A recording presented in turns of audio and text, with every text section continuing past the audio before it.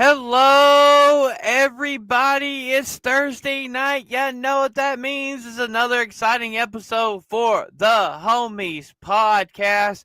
And I promised you guys Saturday night we got a big announcement. But before that big announcement, Kreese, how's it going, my friend?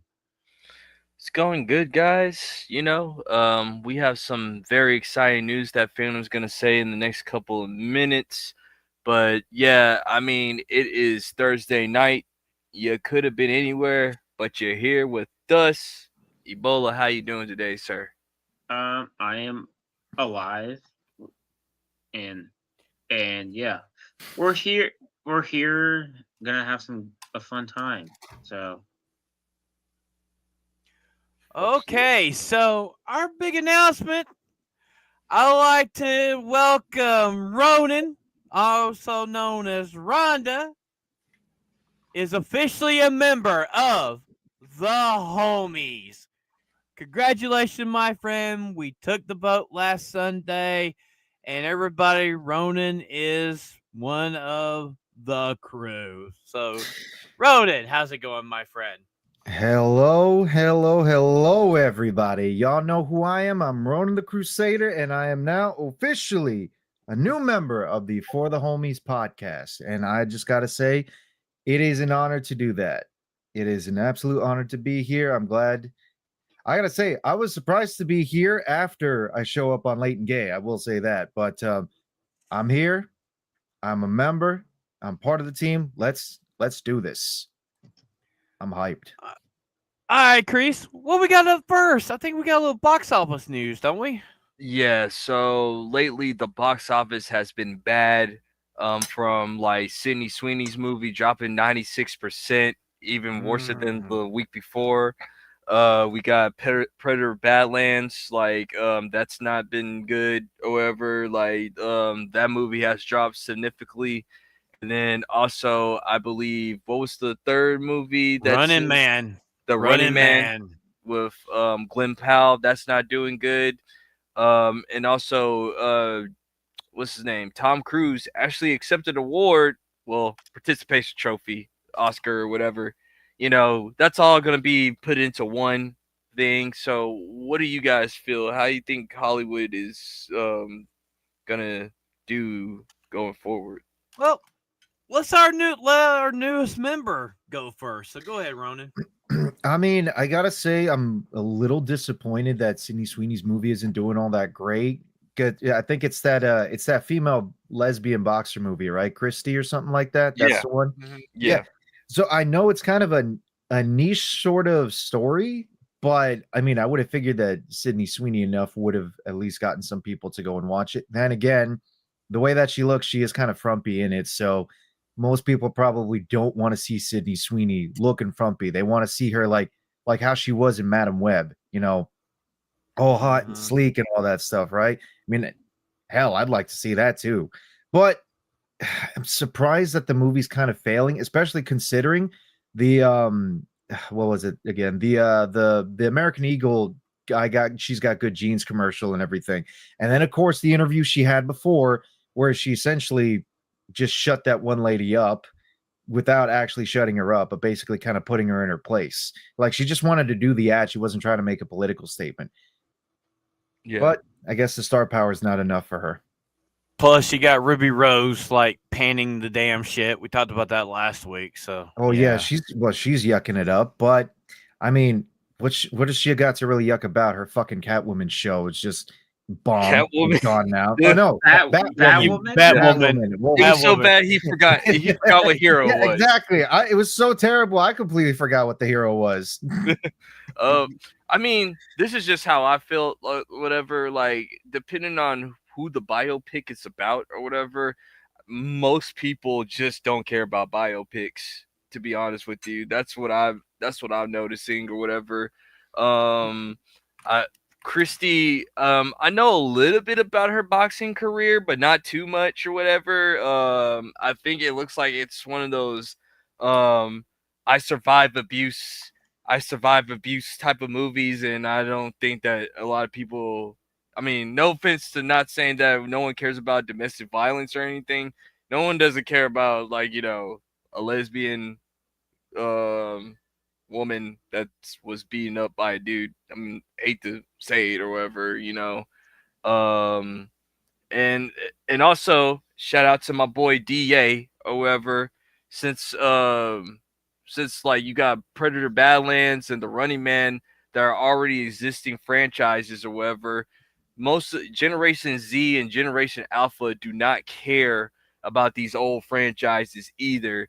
It's like, you're handing down your little brother your clothes or whatever, like this is like these old franchises. Most of these people don't care. Most of these kids don't care. Sorry, whatever. Well, I called it when it came to Running Man. I said Running Man was going to bomb, and I wasn't wrong on that.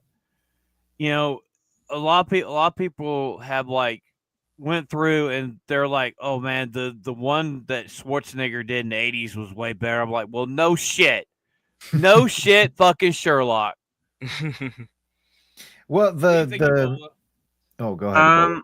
I can say at least hand-me-down clothes have some use. You would know. You would know. Hey, I'm just saying, at least when you're giving clothes by your cousin, at least you can actually use them. Where these movies, no one's gonna watch them. They're no one cares. Ebola, it's okay. I wore a lot of clothes that belonged to my brother before. Yeah. I wore pretty much all preppy shit during my high school years. Yeah. Well, Ronan, you gotta remember, Ebola's cousin was a girl, and he got tutus and skirts. What? Never mind. Wow. Wow. Actually, if I can say real quick too, with like Running Man and Predator Badlands as well, like they are old IPs, like from like the 80s and the 90s, but like Predator is one that you would expect could still get audiences to be interested, right? Because again, it's like it's a hard-boiled sci-fi survival thriller kind of series, because you got an alien who's essentially made to be peak hunter kind of guy, and then goes around and hunts other humans. And then you got the humans that are trying to kill or survive against the predator. But then Badlands turns out to essentially completely flip the formula on it, where now the Yautja is instead the one that's being hunted and has to survive, and then has a plucky female companion to basically help him out. It's become a Disney movie. It's a Disney movie. It's a Disney movie. It's a Tumblr movie. It's a whatever you want to call it. It's a movie that's basically for like Gen Zers, which is absolutely ridiculous. It's not. They didn't go support. They didn't support it. They didn't. No, they didn't. They don't care about them. All three of these movies on paper should have done well. Or at least 2 out of 3 of them should have done well. Well, I don't know about the Chrissy one, but that's why I said 2 out of 3, because I forgot the Chrissy one. Yeah. Well, Running Man and Predator should have done well on paper. Well, Running Man should have been the slam dunk, if anything, for one sole reason, because it's directed by Edgar Wright. Edgar Wright has done a whole ton of really good movies. The Three Flavors Cornetto trilogy, Baby Driver. He's great when it comes to making film, and he knows when to have fun when it comes to making film. But this one didn't feel like an Edgar Wright film. It doesn't even look like an Edgar Wright film. It's like if you took an Edgar Wright film but then tossed it into the committee, and then the next thing you know, what the committee churned out was, God, what the hell is this? Yeah. It's that's what's going on. It's like, I mean, and also once again, shout out to my dog DA. Like, I'll be getting some of this news from him and wherever. And go check out Derek Anderson, the DA, man. Like that man is wise among his years or whatever. Yeah, I mean, most of these kids are like, they got too many options, and also the movie theater experience is way too expensive or whatever. I mean, option wise, there's anime, there's YouTube, there's TikTok or whatever, and then on top of that, like if you're going to the movies or whatever, I mean, there's articles saying that with Gen Z, when it comes to dating, like they're only dating to just get free meals out of each other. That's what happens. Well, going on.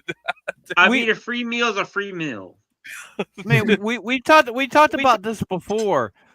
Theaters are dying. Yeah, they're dying, and people. I agree with a lot of people. People rather be at home in the comforts of their own home where they don't have to deal with literally either you.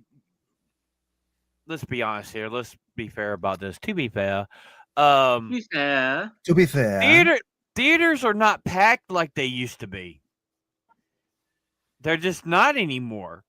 And people just don't care about going out to theaters and going to an empty theater and watching stuff. or if you do go to a theater, you're probably okay, let's take the Minecraft movie for example. You go to a theater, it's a bunch of young dudes. The chicken jockey scene shows up where Jack Black yells chicken jockey. The next thing you know, all these frat boys are chucking eggs at each other and throwing an actual live chicken in the freaking theater. And if it's not that, or Demon Slayer where the dude whips his dick out and start pissing on people. Yeah. or there was another movie where a bunch of theater patrons started beating the crap out of each other. It was I think Frozen 2 in like Sweden or something where they pulled out a knife on somebody. I think that was the UK, if I'm correct. But yeah, Frozen 2 had I thought it a was Sweden or stabbing. Norway. Yeah. Yeah. Well, they just couldn't let it go. They just couldn't let it go. Oddly enough, Right. K-pop Demon Hunter was the only one that didn't have an issue. Well, because it only stayed in theaters for Interesting. 2 days. Like That is true. That is true. But a win's a win. 2 days is not enough to bring a machete to the theaters. Yeah, that was what I was Apparently gonna say. Like, you talk down on Jinyu, we have problems. Like, Well, the problem is like when Sophie went, when they started like they had to frisk her because the metal detectors went off, and I mean I don't think Sophie there was to watch the movie. She was there to take kidneys and bladders and stuff. I mean, come on. And other things. she's an odd woman, man. Like, I don't know. But wait, She's kinda is Sophie like part of the cartels now? I didn't even know this. Well, Oh, ask her about taking someone's balls. She'll say you only need one. yeah. No, she learned this apparently from what was Oh my it? God. JJ Chainsaw Man. Chainsaw Man. Like, listen, man. She's like, I'm like taking advice from of an anime. God bless her Jeez. for like Wonderful idea. trying to find a husband. Like, I don't know who'll do all that fucking crazy, man. She's freaking evil. I'm starting to agree with Well, Nagano I here. mean, think Sophie is the cartel. I mean, technically, there's someone who thinks that could be her potential husband. He's on the panel. Ronin? No, bro, come on. Y'all know who it is. Date night. Date night. I just put in the hashtag, so I'm still not changing the title. I still kept the promise. He's blushing right now. I know for a fact Ebola's blushing. Oh, yeah. Look, you can feel the radiance coming off of Ebola. So, Kreese, what we got up next, homie? So our friend Ronin wanted to talk about this one is the Battle Angel live action part 2. Yes, sure, why not? Let me go ahead and actually share the screen here real quick while I do this. Here we go. I'm sharing the screen. Yes, so this comes from Empire, and this one's James Cameron and Robert Rodriguez have, quote, a blood oath to make Alita 2. We're making progress. Now, ever since the success of the first film, Alita Battle Angel, and there was some really good success with it, you have to keep in mind, too, it went head-to-head with Captain Marvel at that same year. So even though... Did good. Yes, it did much better... what's the word I'm looking for? Score, like critics score wise, audience score wise, fine. It didn't make like $1 billion like Captain Marvel did, which if you ask me, that's still kind of fishy that somehow all those empty theaters and it still made $1 billion. Well, but this film definitely did much better. What were you going to say, Ebola? I was going to say, to be fair, it wasn't sandwiched in between two of the biggest movies of all, like two of the biggest movies of like the cinematic universe or whatever you want to call it.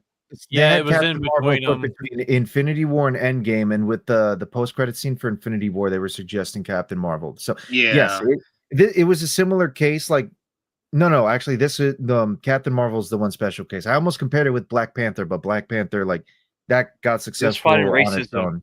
It's facing Wakanda forever. Racism works, I guess. Oh, But just a quick thing on Black Panther. Chadwick Boseman got his Walk of Fame star too. Today or whatever. So oh, nice. All right, yeah, that's good. That's good. Yeah. No, he's Nice. actually a good actor. But Yeah. yeah, Alita coming out around the same time as Captain Marvel, it still did a really good job. It's a much better film than Captain Marvel. Funny Yeah. enough, like this movie when it came out and it was being successful, like people were trying to lambast it, be like, "Oh, this is a men's rights activist movie," and what it's like, how the Wait, fuck, what? like, how do you even come to that kind of conclusion? But anyways, Uh, the whole gist of the article is that James Cameron is still very interested in wanting to make a sequel for Alita Battle Angel. Robert Rodriguez is definitely still interested in wanting to make a sequel to it. Now, ever since I believe this was I'm trying to remember if it was owned by Fox before. I believe it was 20th Century Fox. I could be wrong.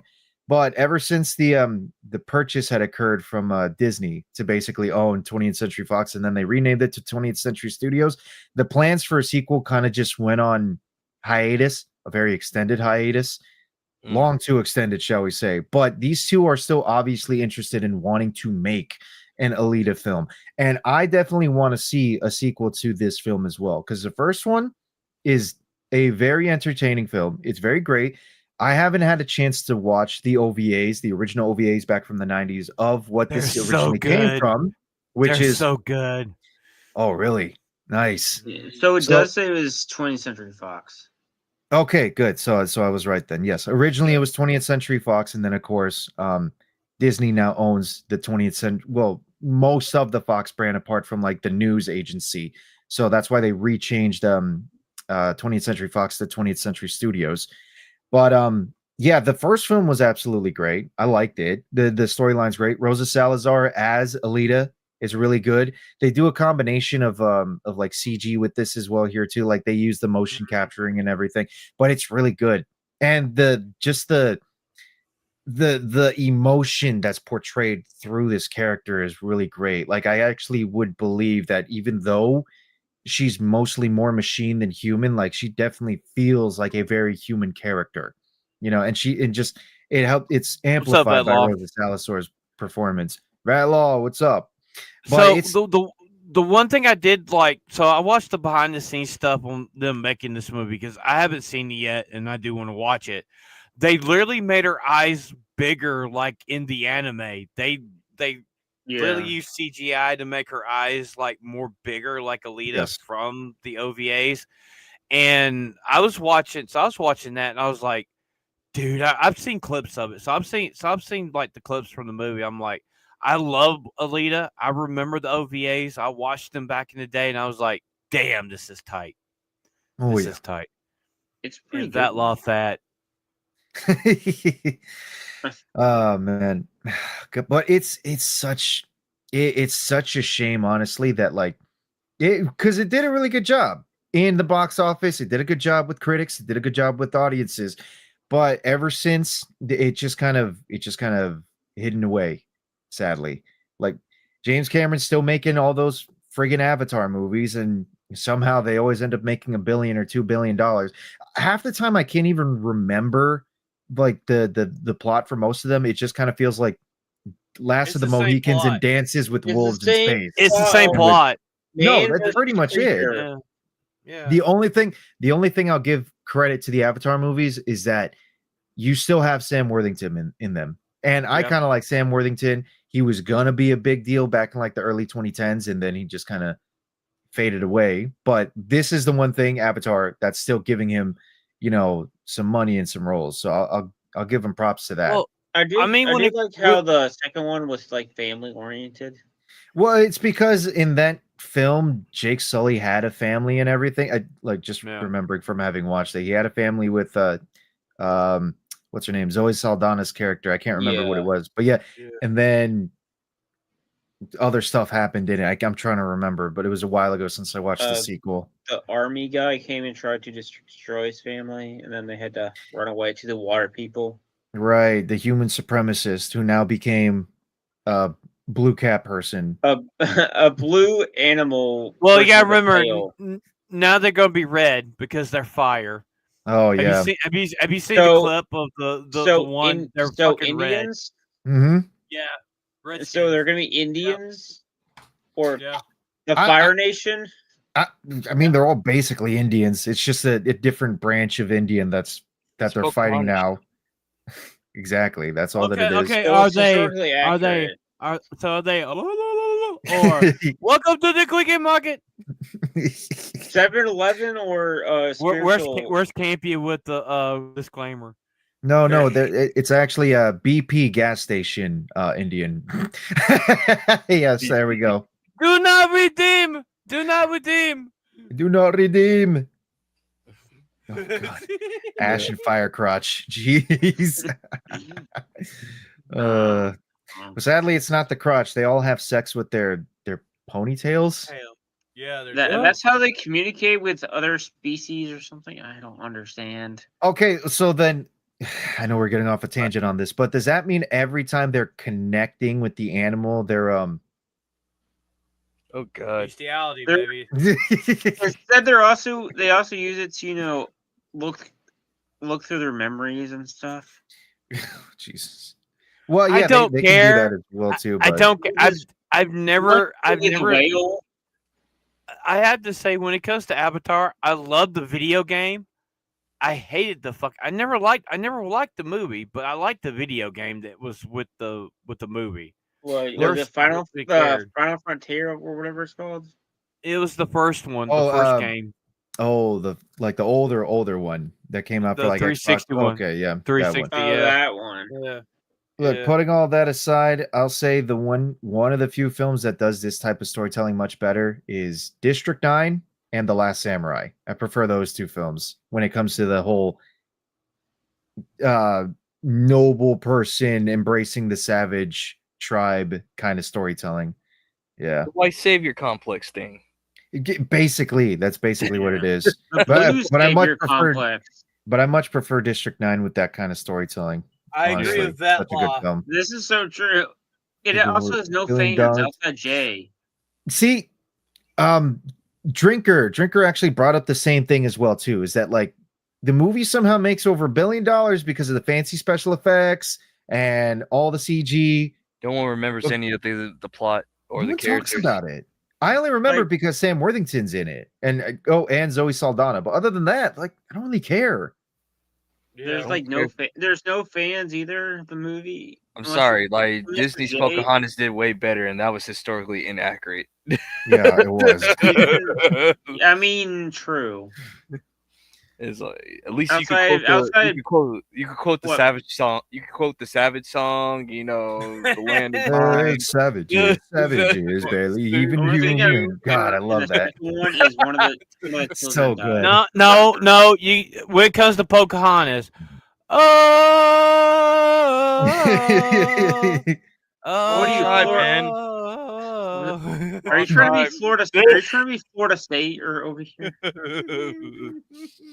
It's like, first of all, Uh. that's the wrong tribe. Second of all, like that never happened in the give a movie. shit. I don't give a the shit. Sentinels. Oh man. And another reason why the movie's all off because, like, if you know the real history between Pocahontas and John Smith would have been considered a what, like Yeah. 'cause he was like Mhm. 40 something years old and Pocahontas was like 13. Like, Did the voice actor like get mad Mel at Gibson. that? No. Mel Gibson was John Smith's voice actor. I thought the voice actors for Pocahontas said something later. No, she didn't. God, they don't care. Like that's her only money maker, man. Like she goes to conventions to get things signed. Like she ain't messing up Isn't that bread. Isn't that the only thing? Isn't that the only thing she ever did was Pocahontas? Wasn't that the only role she ever had? She does like a lot of Native American stuff or whatever, like Native Stereotype. American- Gotcha. Yeah. Well, she's So she's typecast. No, I mean- stereotype cast. That's what it is. stereotype type. Yeah, Hey there man, you you go. gotta get your bread somehow. You gotta get your bread somehow, man. You like don't be hating on how they get the bread. You feel me? Yeah. Gotta pay the bills. You gotta pay the bills some way. Gotta feed yourself. Yeah. Hey, if they gotta charge $40 for a premium autograph just to sign that Blu-ray, she gonna do it. You know what I'm saying? Like, oh man. But speaking of Disney, we'll go into our trailer trash. Ebola. There's a special Disney trailer that just dropped or whatever, and you know what? I still think this movie's still gonna make $1 billion, regardless. Even though the trailer was. I got something to say about it afterwards. It's gonna be my little rant for this. Should I mute it or not? Ghost of Mama Susan. This might get us. This might get us like blocked, but Phantom will remove it if it has to. I'll just remove it. Or, At this point, I don't care because I'll just remove it. Ghost of Mama Susan. okay. Ghost of Mama Susan. Shout the vagabond.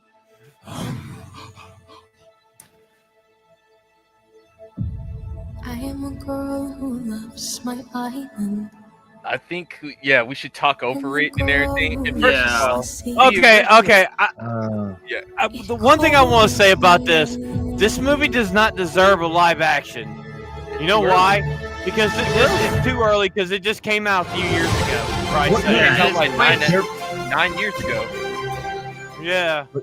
Disney is absolutely creatively bankrupt. That's the problem. Well, That for whatever reason, they go immediately from making these animated films to then let's turn them to live action. No one cares to see them in live action. Look, This is gonna be $1 billion, though. You know it's gonna be $1 billion. it's gonna be $1 billion because I'm probably gonna say something that like a lot of like regular audiences would be upset by, but that fucking chicken, I swear. But modern audiences nowadays, I'm not gonna lie, they're kind of retarded. Okay, whatever Disney's gonna be popping out, whatever Universal's popping out, whatever Warner Brothers are popping out, they'll just go and fucking watch it because look, this new movie's come out. Let's go watch it. Let's go take the kids.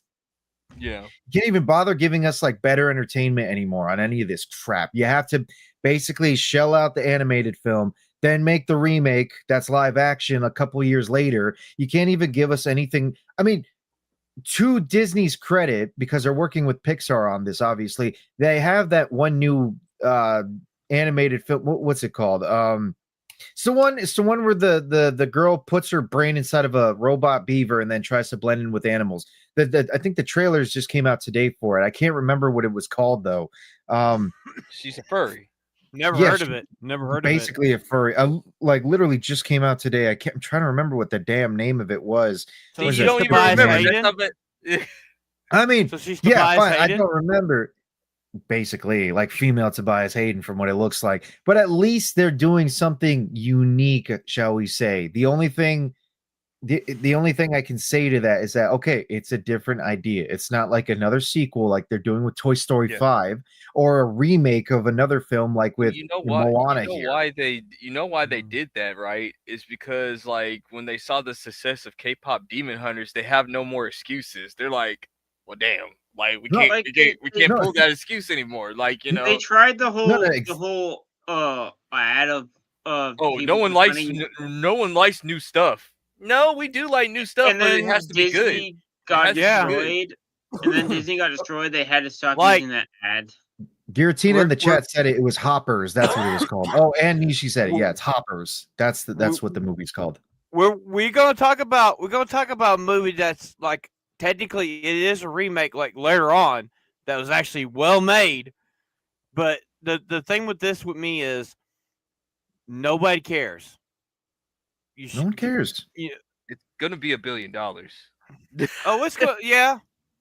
It's like, I mean, it took Lilo and Stitch a while, but it hit $1 billion. This will hit $1 billion too because people love Moana. So, the Rock is going to be in it as the character he was in the movie. So, So like the thing with Disney is this is how the Disney tries to make their billions. Like it's the hidden unkept secret that Disney does.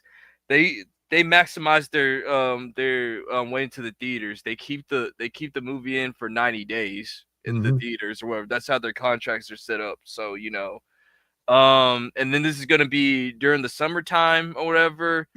This is gonna make $1 billion or whatever. Even though the CGI looks crappy, like the movie looks poorly made. It looks like AI.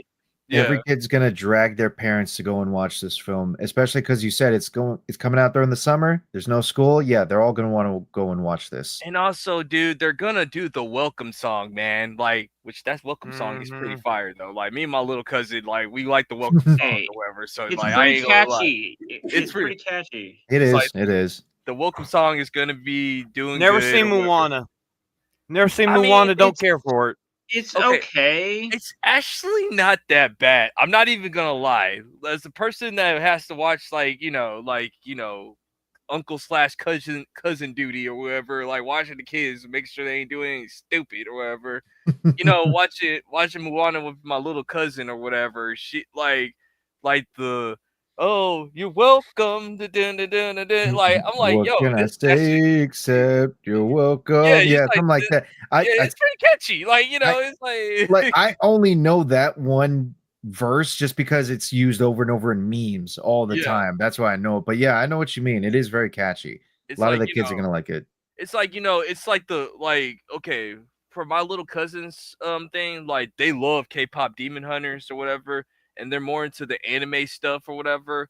But when they were younger, they used to like the Disney stuff or whatever. Like, they liked it, Frozen, Moana, what's it called? I think Tangled. Tangled, yeah. They also liked the Princess and the Frog, Tiana or whatever. Like, those were like their princesses growing up or whatever, What's up? Brave? Yeah, no, they didn't. I never seen them like watch Brave or whatever, but like those 4 movies were always on repeat when they were over at the house or whatever. Like those stayed on Disney Plus or whatever. Yeah, Brave is a bit of the, I guess, like kind of overlooked one because people like Brave is I seen Brave. It's just basically Scottish Mulan, to be honest with you, or whatever. Like That's not a bad. It was Scottish Mulan, but with the caveat, there's also like a curse in the family because if I remember correctly, the mom turns into a bear. Yeah, I mean, then, technically, Meredith the thing also is, has like it was her fault that the bear she turned into a bear because she tried to change her fate, yada yada. Yeah, and then it's like a certain time, or else she's stuck as a bear forever.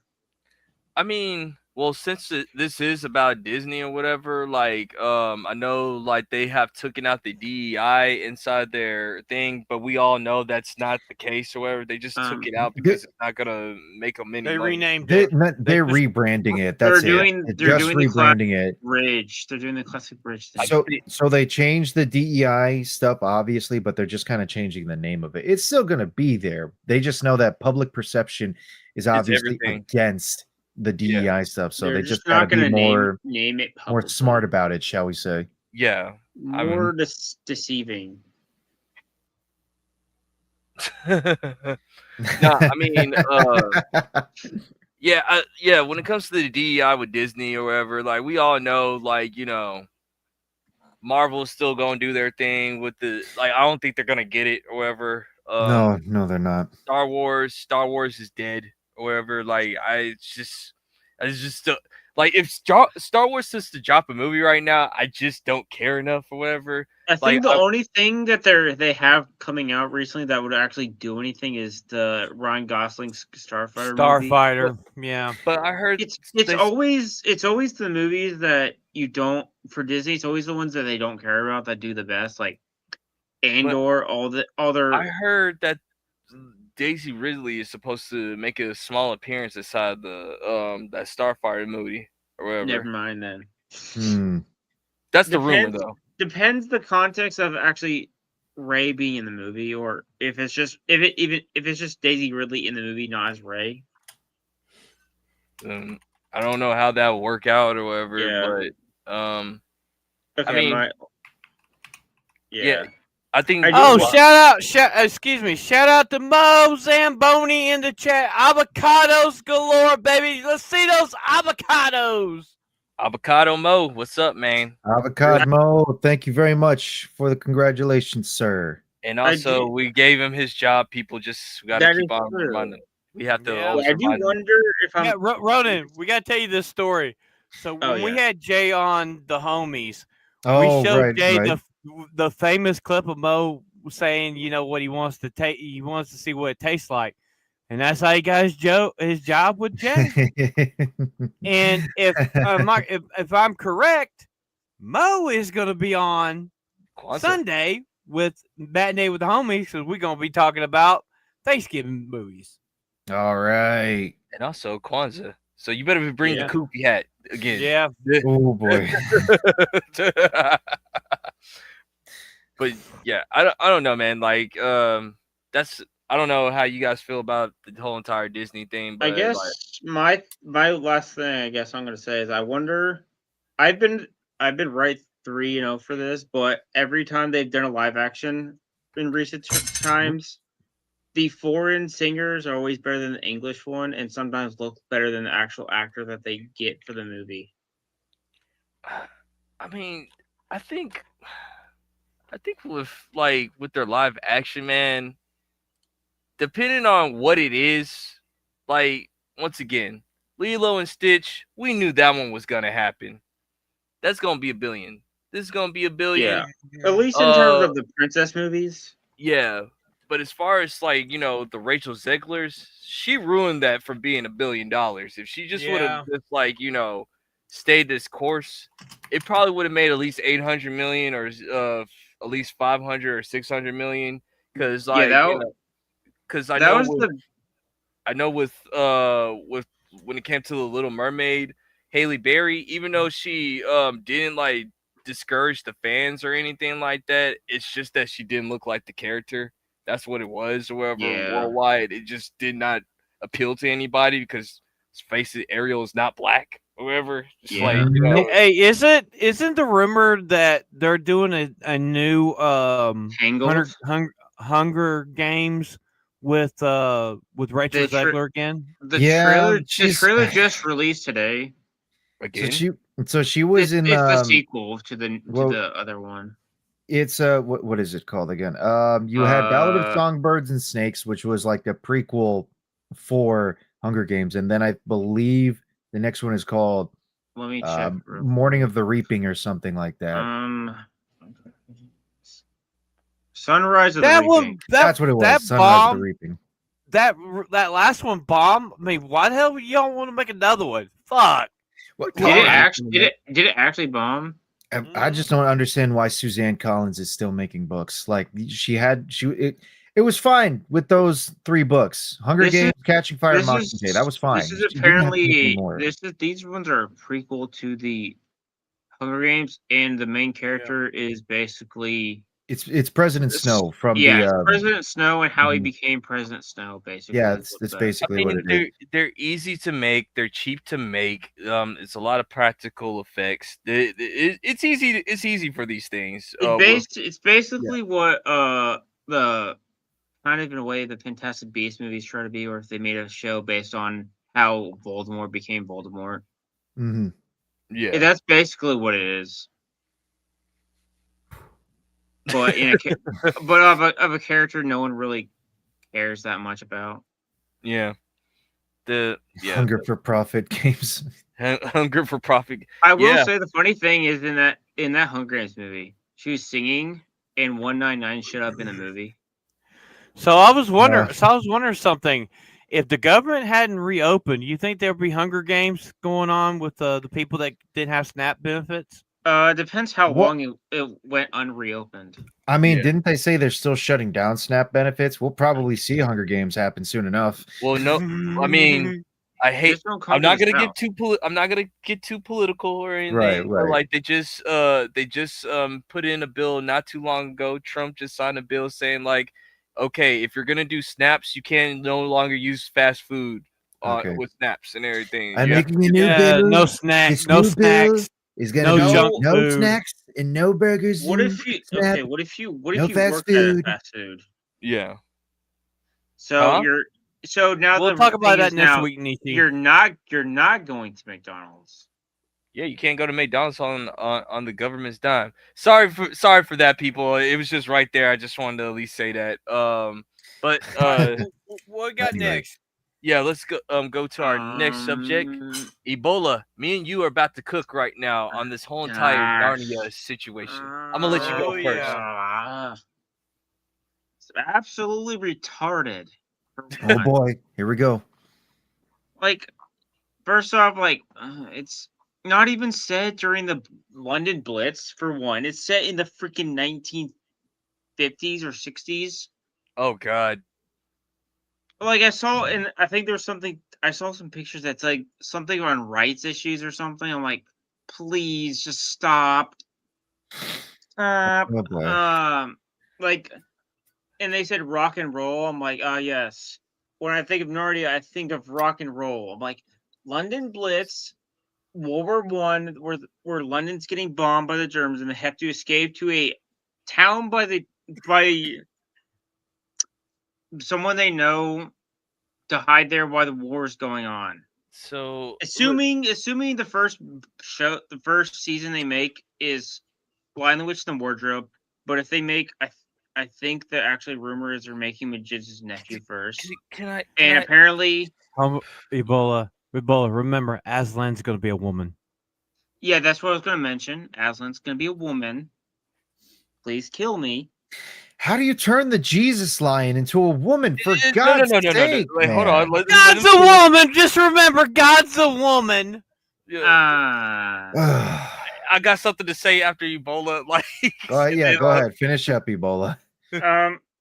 Yeah, it's just, yeah, this is like the third thing in a row. Like Rings of Power, Harry Potter, and Narnia all in one. I'm gonna die. You know, this would be like the fourth or fifth thing, because don't forget Wheel of Time and Willow, and God knows how many other fantasy. Yeah, I mean, this is technically, you could say, the last thing that hasn't been touched yet. Narnia was safe for a while. Now they're like, oh, let's make rock and roll and make it in 1960 or 50, whatever. Yeah, okay, Chris, you can go.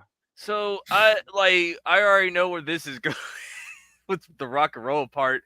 Since it's in the UK, it's probably gonna be like the Beatles is gonna be like the rock and roll thing going on and everything, like, you know, like Beatles and freaking like Elvis Presley and all that. Like, that's what I think when I think Narnia is, like, you know, rock and roll, man. Like, that we're gonna stick it to the man. Like, that's right, man. You know, women's rights, man. We're all hippies up in here, man. That's what we're doing, man. That's what, because we don't like the man. That's what it is. Because, you know, everybody knows Narnia is a, you know, a Christian book, and you know, because the lady is we know that the woman that's in charge of this. What's her name? Is it Greta Thunberg or whatever her name is? Greta Thunberg. No, Greta Gerwig. That's I think whatever it's the her same name lady that directed Barbie. Is Barbie. The one well, she made a hit without didn't even know it. Like, she made Ken a Chad and everything. So shout out to her on that part. But my thing is this: you're finna ruin the lore, man. We already know what's finna happen. Aslan, like you said, is gonna be a lion, but you know, she should be a lioness. Lioness. Yeah. It should be a lioness, but you know, we're just, you know, I mean, like, you know, science be damned. It's gonna be we're gonna have a lion, actual lion with a mane, and it's gonna have a female voice. That's gonna happen. Definitely the brothers are gonna be like, probably like, gay, like weak or whatever, or like they probably have to find their identities. Guarantee you they're gonna be sissies. Guarantee you one of the girls is probably gonna be a minority, and she's gonna be adopted and everything. I have a feeling Susan's gonna be gay because she's the one person that didn't return to Narnia. It's like, you know, like one of them is gonna be like either, you know, one of the rainbow people, or like they're gonna be a minority. How they have a black child out of nowhere? Who knows? Who cares? It's Narnia. All of them are black. No, I don't think it'll be a black child. You know what I think it'll be? Just to really twist the knife on like C.S. Lewis's works. It's going to be a Muslim child, especially considering the story set in England. It's going to be a Muslim child. Muslim child. Man, stupid me. I didn't even know that. Like, you know, or an atheist child. Oh, she'd be wearing a barca, and she'd be like kissing your face. Yeah. But overall, and I'll give it to either Phantom or Rona, whoever wants it. Overall, like, this franchise is about to be ruined I think this is where like the Christians should have put their foot down and should have fought for this franchise, even though it's public domain. Where's the Christian like people standing up and just say like, whoa, you can't take don't bastardize Narnia or whatever. My question is, what happened to the Lewis Foundation? They gave up the rights. We talked about it like a couple of months ago. Oh, dude, they sold the rights for what was it, Kreese? $1 billion? They sold the rights for about $1 billion, something like that. But surprisingly, I mean, you would have thought, wait a minute, the Disney movies are more like accurate than everything. Like like maybe we treated. Well, I mean, you're forgetting too hard. You're forgetting, Kreese. That was a time when Disney actually liked making movies, when they understood how to make movies. Yeah. No, now they just make fucking product nowadays. Okay, before I give it away to either one of you guys, like, if you guys want to watch Narnia or whatever, of course, read the books. Of course, always I highly recommend reading read the books. But if you want to watch the Narnia movies or whatever, like the Disney trilogy, it's pretty solid or whatever. The first two, the last one was pretty boo-boo ass cheeks. But also, surprisingly, the BBC show or whatever, the play, it's actually pretty good. Like, that's what got me into Narnia or whatever. Like, it's a pretty good one with Lion Rich in the wardrobe. So, whoever wants to go next, I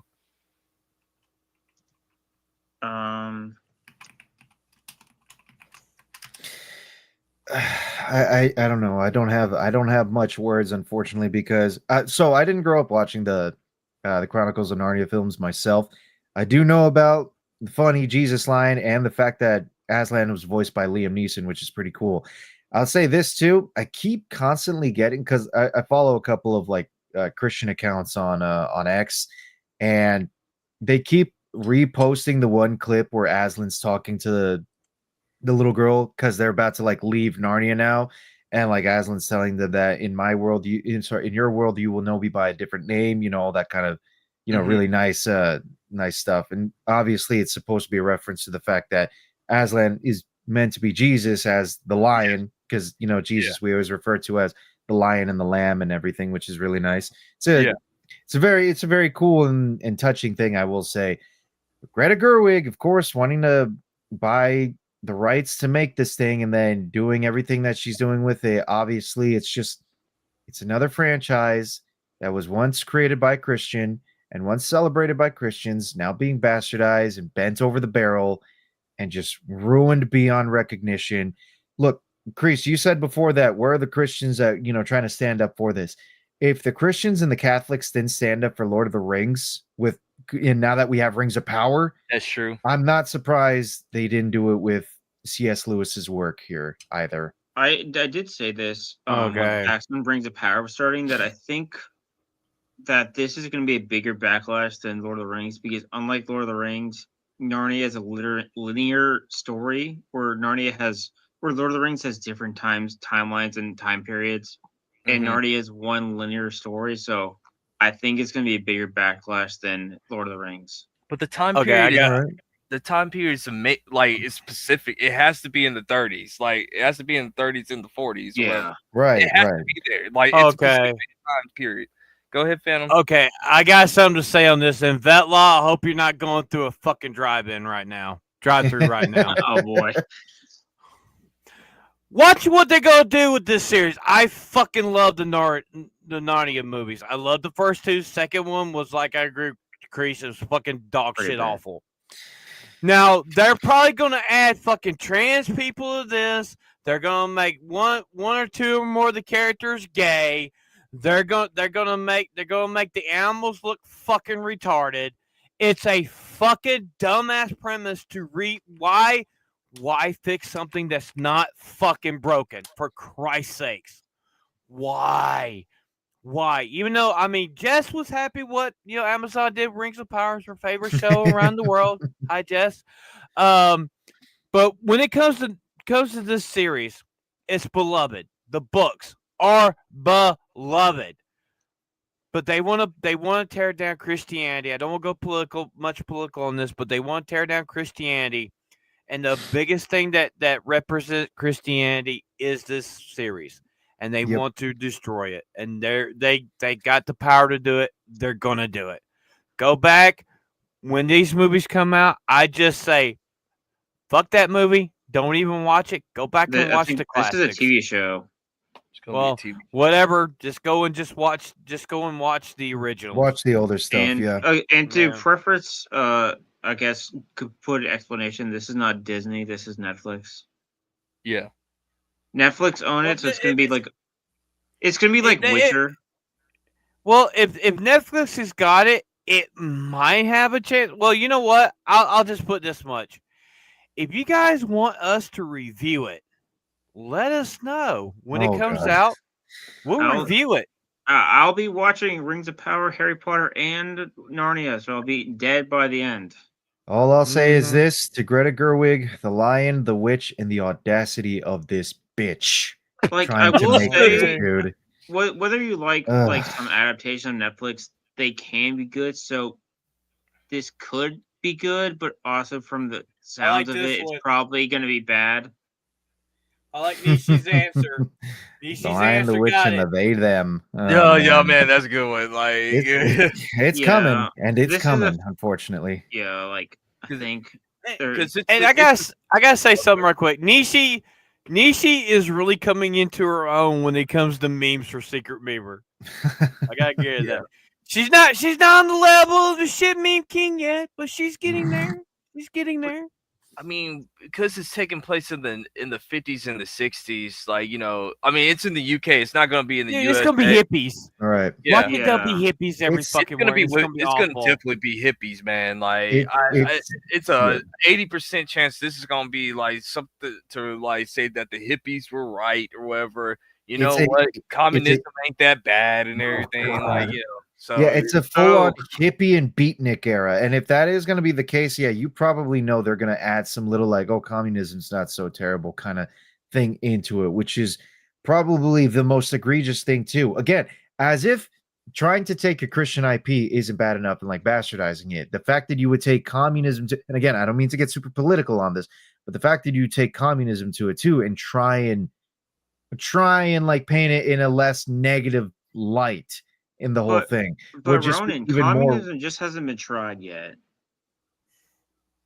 Right. You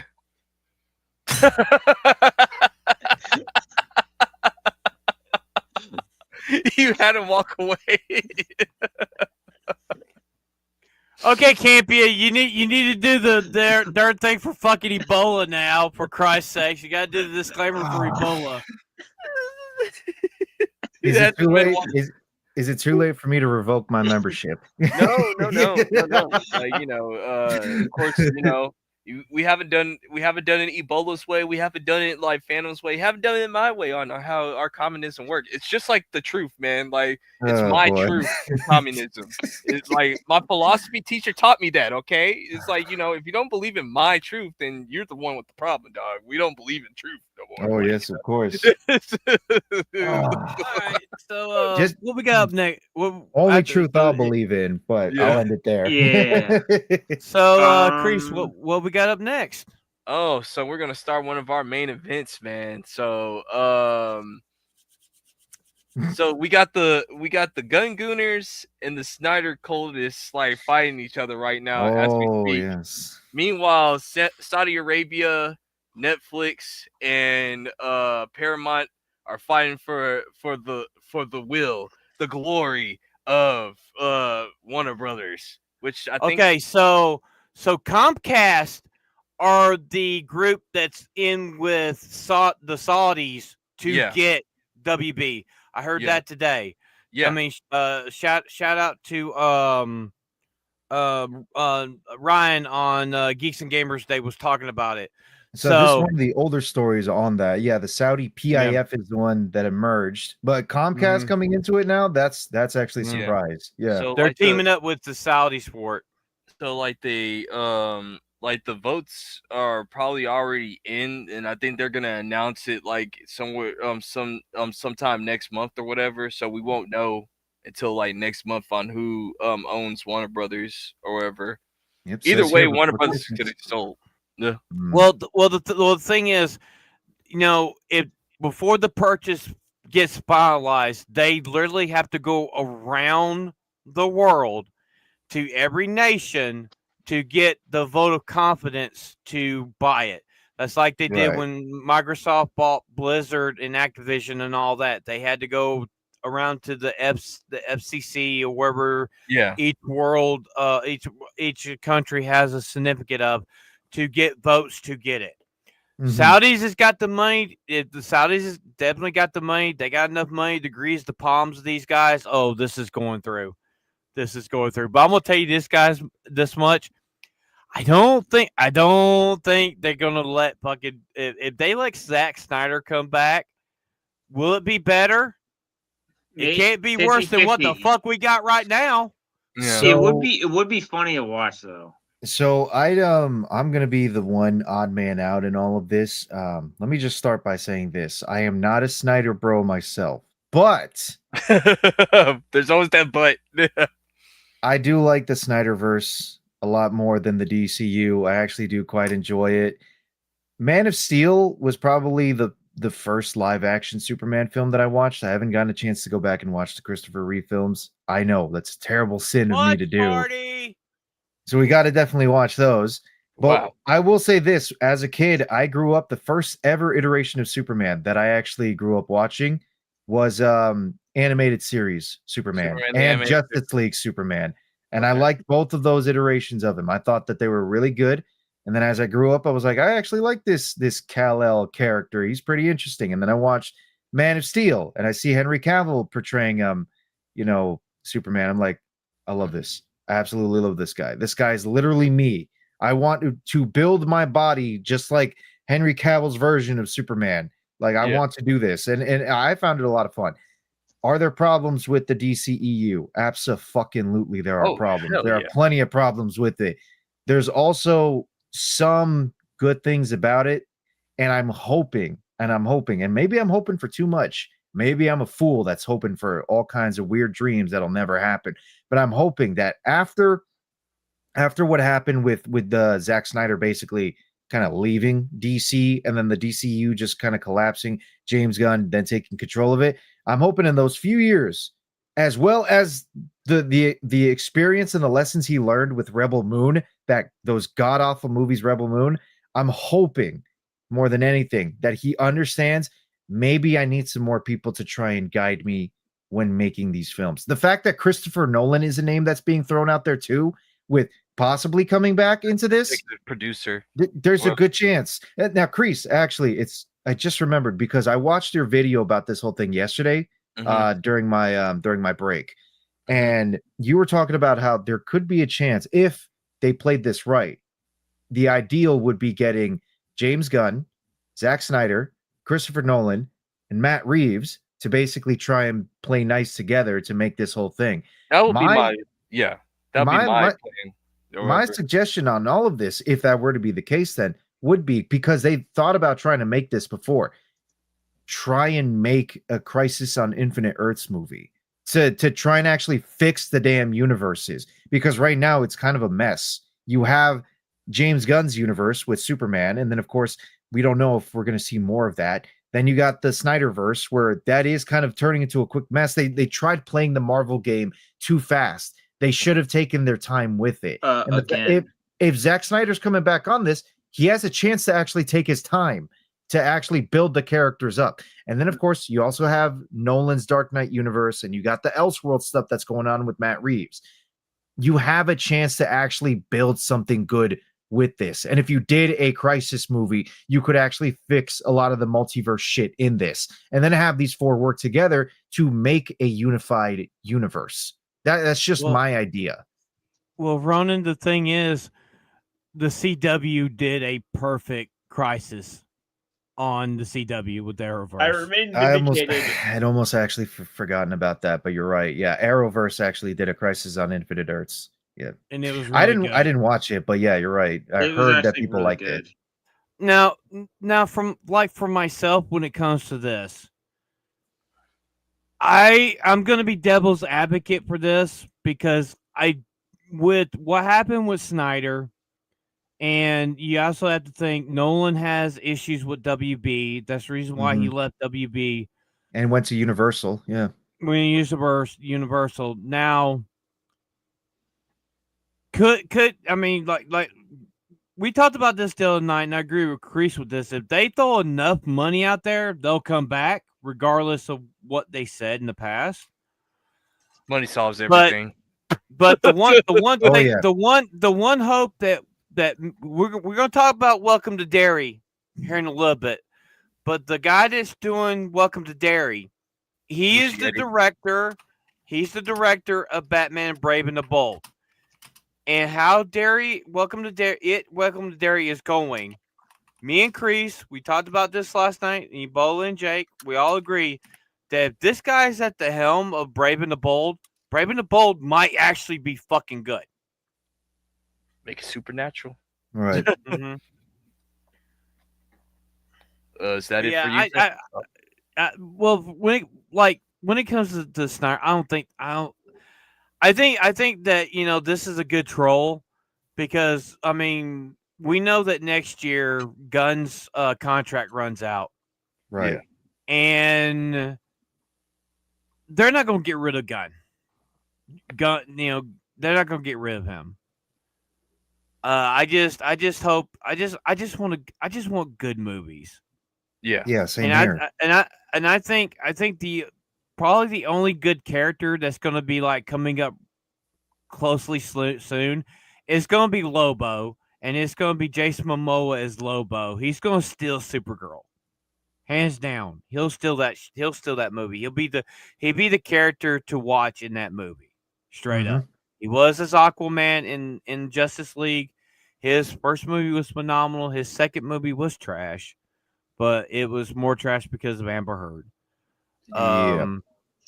So that's pretty much all I got on that. And you gotta think, fucking the next Superman movie is a buddy cop. They're literally doing Aquaman 2 with Superman and Luthor, and I'm gonna fucking hate it. Well, it's desperation is why they're doing it. The fact that they got Luthor coming with Superman to fight against Brainiac of all people. Yeah. Like, fine, Brainiac is a cool villain, but the fact that you're introducing him already, yeah, that reeks of desperation, considering that you didn't get the success you wanted for the His Superman job is on film. the line. That's why. Exactly. Yeah.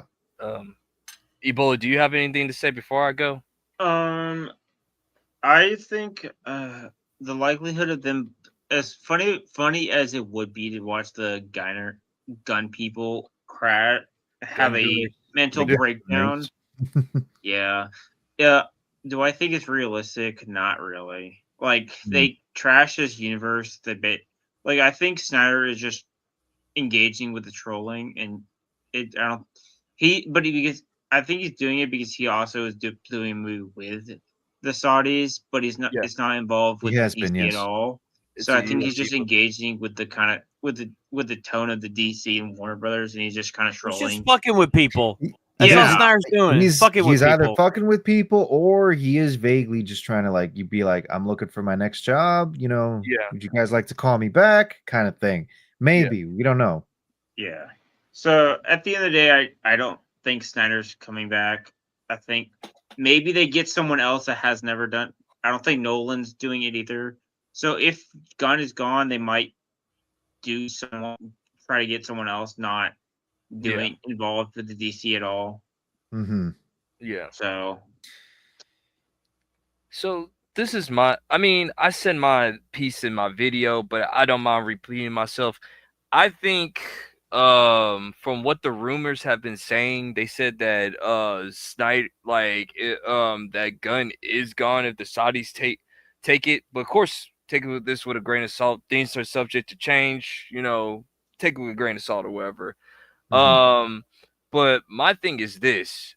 I think just so they can somewhat compete with Marvel, even though even Marvel is not good anymore.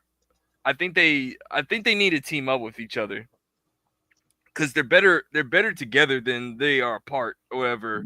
Because each group is gonna boycott the movie because a lot of people did not go to support the James Gunn movie because he took over quote unquote took over Zack Snyder's position, even though Zack Snyder stepped away himself. He didn't even want to be doing any of the movies anymore. That's on Mhm. that's what Zack Snyder did or whatever. Like his followers are so crazy they don't even listen to their quote unquote cult leader or whatever. So Right. that's Well, crazy. That that's And some cult. That's some bad cult. Then keep in mind too, he stepped away mainly because his daughter, Or passed away. essentially Yeah, passed passed away away. at her Yeah. own hands.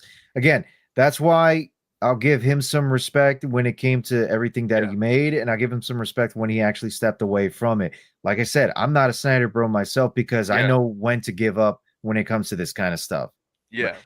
What were you gonna say, Phantom? so Tomic said he doesn't want the Saudis. The thing is that the Saudis come in, all the DEI, all the they thems, all the trans shit will be gone. Yeah. It'll be That's the gone. most likely case. So on that too, I said in my video, I mean, me personally, I would want Paramount to take over because one, I know Paramount wouldn't care about the DEI stuff too. Second of They'll all, make it worse. They'll make it worse. No, sec- actually, no, I would disagree. You know why? Just because they wouldn't make it worse, just because of the fact that, okay, you guys got to remember this, and I hope you Yeah. guys actually watch this show. Landman, yeah, yeah, Landman's one of the prime examples because you watch that show, Billy Bob Thornton's in it, and he's constantly dropping a bunch of fucking truth nukes and a bunch of base statements. Yeah. Almost feels as though they understand, yes, there's still some woke BS that occurs, but yeah. we're willing to basically take a sledgehammer to it and make fun of it as well, I too. mean, the Ellisons, they're cool with President Trump or whatever. the they Saudi. understand. Okay, Yeah. to the Saudi prince likes entertainment. I mean, Yeah, sports, and entertainment he adores. he's a So huge nerd from what I keep on hearing, Mhm. from what I read What a reading. nerd. Like he likes boxing, MMA. He loves Dragon Ball or whatever. He's making a Dragon Ball world out in Saudi Arabia or whatever. he They likes allowed video for games. they allowed for some of the wrestling matches to show up in Saudi Arabia as well, Yeah. too. Well, And also they're relaxing some of the laws there too for like visitors coming from other countries. Like well, I was also going to alcohol say that I consumption think and it stuff was like that. I think it Yeah. was 2017 when he was crowned as the crown prince, and ever since then he started applying a lot more liberal Lenient. policy, shall we say? Because, like you said in your video, Kreese, he was essentially educated either here in the U.S. or in the U.K.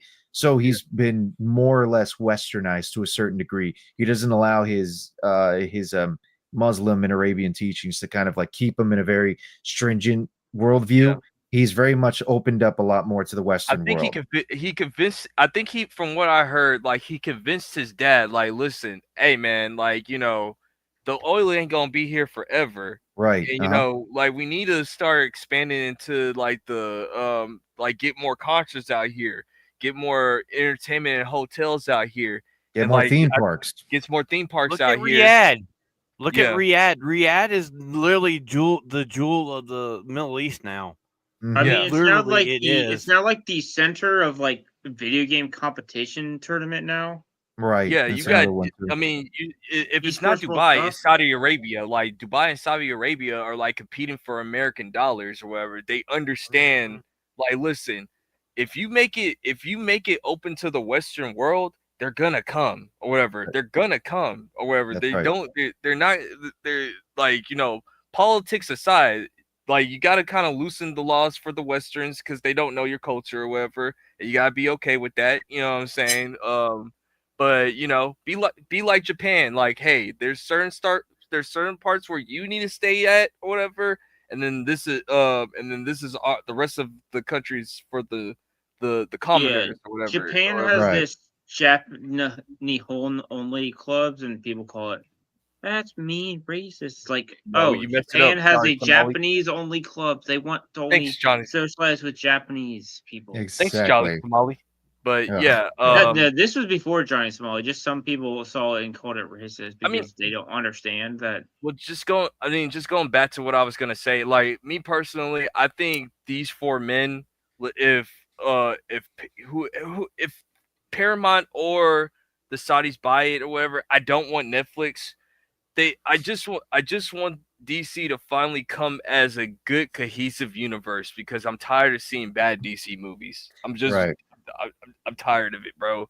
Or whatever. I'm just bad DC you can only movies, take so mid much. DC movies, like it's not difficult to try and adapt these characters. I mean, Marvel managed to do it when they worked with Paramount years ago. For a while. Yeah. So again, if DC, like if they're able to do it, and if Paramount is a part of this as well too, maybe I don't know, maybe they could actually get back to those olden days where they're able to adapt these characters and actually make something really good that people want to watch. We don't know. We don't know how it's going to play out. We just got to wait until Christmas of this year and see who the hell's going to own it and see who the hell's going to be running DC. Yeah. Because James Gunn is not guaranteed his position. Zack Snyder, like, if the Saudis get it, then he, like, I think from what they're saying that Turkey Al-Sheikh or whatever, he's like in charge of the entertainment section of like for the Prince or whatever. Like he's a guy of how much you want. Like, whatever the price is, we'll make it happen type of guy or whatever. So, he loves Zack.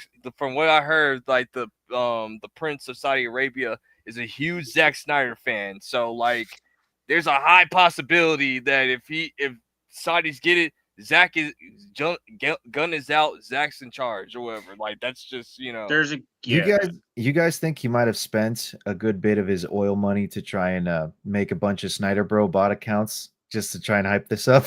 You never know, man. That would be something I would not be shocked if he did that. That's something he might do. He's like I could just imagine the Saudi prince saying like, "Oh, Ben Affleck, he's so good as Batman. He's so good as Batman. How is that Robert Pattinson guy like Batman? I don't see not my Batman. I buy it. I can say this for certain now. You have a better Saudi accent than Beardo. Beardo sounded Russian. Oh god. Oh no. Oh man. Oh, that Gal Gadot lady, she's so attractive.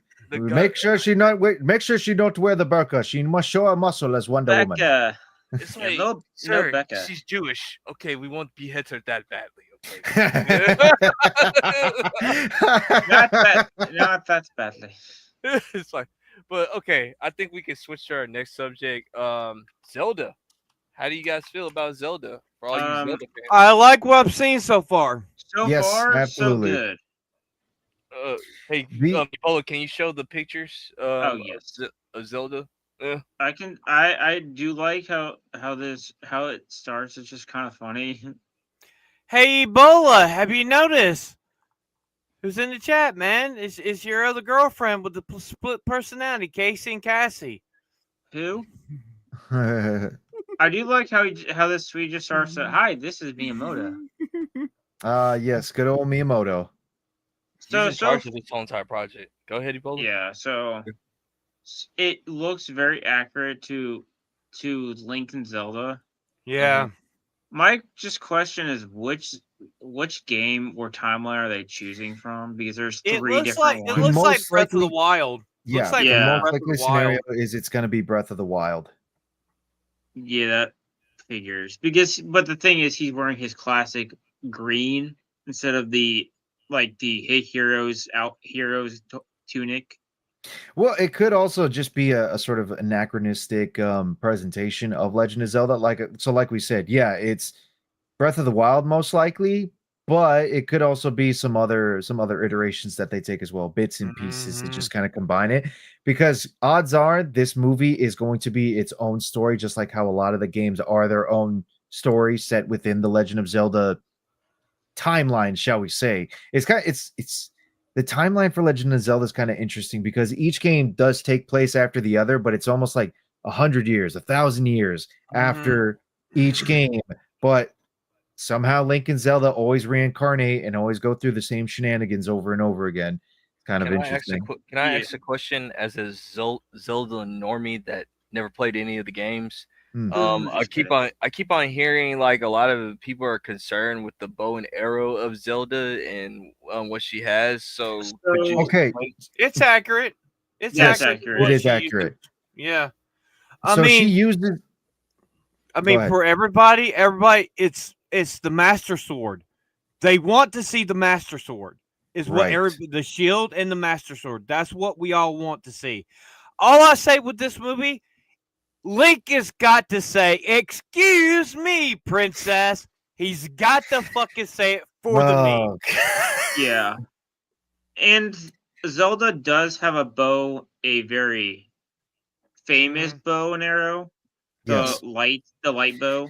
That concern came about because there are probably some people who are trying to drag the culture war politics into this to sort of suggest, Yeah. oh, Zelda's got a bow and arrow. Is this turning woke? But like, no, it's far from it. Zelda has always been more or less a supporting warrior, shall we say, alongside Link.